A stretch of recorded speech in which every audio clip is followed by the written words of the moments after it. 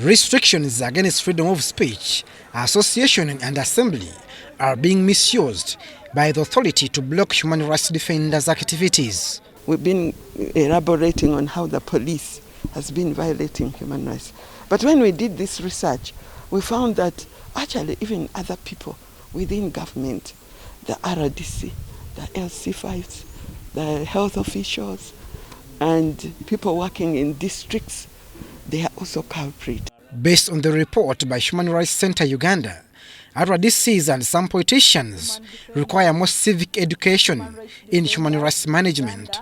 Understanding their realities and barriers. We do a lot of sensitization, and when we do this sensitization, we invite the RDCs, we invite the LC5s, we invite the health officers, we invite them to together with human rights defenders, and we do community dialogues. The report recommends removal of some barriers to enable young people to exercise their rights without discrimination. Perception of a young person is that that person is violent.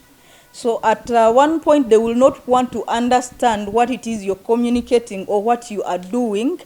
The perception they already have is that you are a wrongdoer or you are a violent person, and as such they will use that as an opportunity to violate your rights. This should be able to report this violation. Many times we encounter people whose rights have been violated, and this happened about 6 months ago, but when you try to inquire further, no steps were actually taken to report that violation, because if the reporting is done, it's much easier for you to follow up on the support that is required.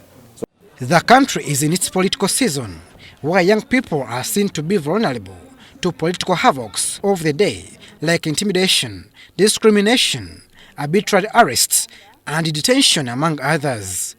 Abdul Nasili Lubwama, UBC News. I thank you.